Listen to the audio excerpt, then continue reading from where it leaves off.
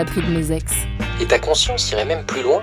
Qu'est-ce que tu n'as pas appris de tes ex? Francis. Les rats. J'avais trouvé la perle rare. Tout était parfaitement à mon goût. Tout était si joli, rien à refaire de l'aile est à l'aile ouest. Et puis, il y avait une baignoire. J'adore les baignoires. Ah, le rêve. Mon premier mec, mon premier appart. J'étais toute innocente, telle Madonna dans son clip Like a Virgin. Like a virgin. Oh! J'étais surtout si inexpérimentée. À aucun, mais alors à aucun moment, je me suis demandé où était l'arnaque. Et je dirais même plus, je pouvais même pas imaginer qu'il y ait une arnaque. Tout était rose. Oui, comme les débuts d'une relation, quoi. Et tout est devenu gris. Comme beaucoup de relations, quoi. L'excitation de la signature de mon premier appart m'a complètement fait oublier qu'il pouvait y avoir des vices cachés. Tchou-tchou! Un train peut en cacher un autre. Je venais de signer le bail, et au lieu de sortir le champagne, j'ai sorti les mouchoirs et j'ai pleuré. Madonna aussi, elle a pleuré. C'était la cata. Que des mauvaises surprises. Et puis, j'ai une question qui est assez importante d'ailleurs. Pourquoi il y a des rats dans les meubles de ma cuisine? Ils étaient pas là le jour de la visite. C'est des rats connus ou quoi?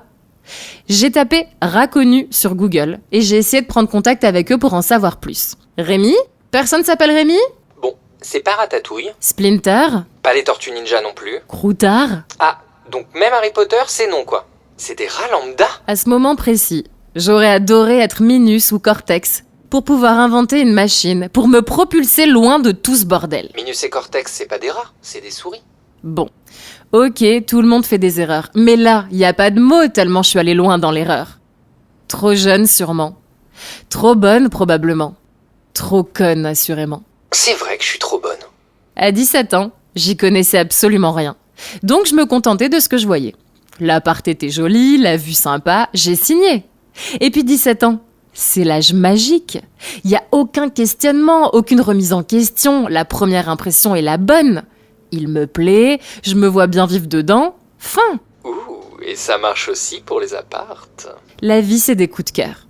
Si j'ai signé, c'est parce que mon cœur me disait que la vie dans cet appart allait être bien.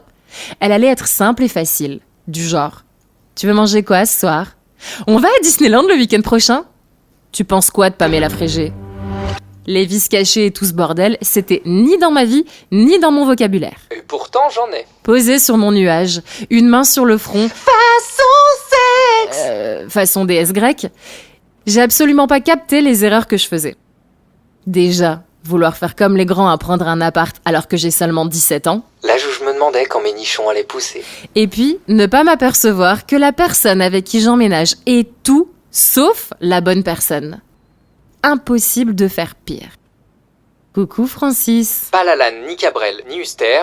Enfin, c'est pas un rat connu non plus. Ça m'apprendra à tout miser sur le physique. Superficiel. Les uns après les autres, j'ai découvert tous les vices cachés possibles et imaginables pendant 4 ans. La palme d'or, la première marche du podium, l'apothéose et j'en passe, revient évidemment à la découverte de mes colocs à 4 pattes, les rats pas connus.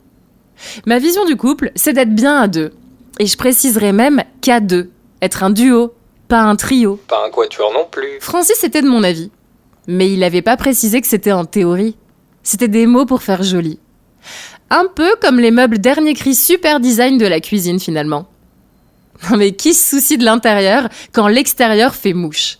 Ils sont si jolis que tu les ouvres jamais. L'intérieur, tout le monde s'en fout. Est-ce qu'un jour ils feront une émission où tu dois noter l'intérieur des meubles à la manière d'un dîner presque parfait? Je crois pas, non. Je voulais croire au prince charmant. Je lui donnais tout. Je faisais tout pour le rendre heureux. Il était ma priorité. Sa parole était la parole divine. Il était mon Oprah, mon Wikipédia. À fond dans mon délire. Je réalisais pas qu'il me donnait rien et qu'il faisait rien pour moi. Francis était plus charmant que Prince. Et même pas charmant avec moi. Charmant avec mes colocs à 4 pattes. Il y avait un gros hic. Et je suis passée à côté, comme ça. Et en souriant en plus. Idiote. Je mets tout ça sur le compte de la jeunesse. De l'envie d'aimer. Nuda. Et d'être aimé. Mais en vrai, où est la beauté de l'histoire, le respect, les valeurs et surtout l'amour? Quand la personne que t'aimes et avec laquelle tu vis te trompe, ça m'a anéanti de découvrir tous ces rats cachés dans les meubles. Et puis surtout, j'ai pas compris. Si Francis est en couple avec moi, qu'il vit avec moi, c'est bien qu'il m'aime, non? Au moins un petit peu, il doit bien m'apprécier un minimum. Alors pourquoi me faire ça? J'en ai parlé à ma petite sœur. Je la revois avoir pitié de moi avec une clope dans la main droite et un verre de chardonnay dans la main gauche. Elle m'a accompagnée acheter du désinfectant. J'ai cru à ce produit, mais il a fait effet qu'une seule et unique semaine.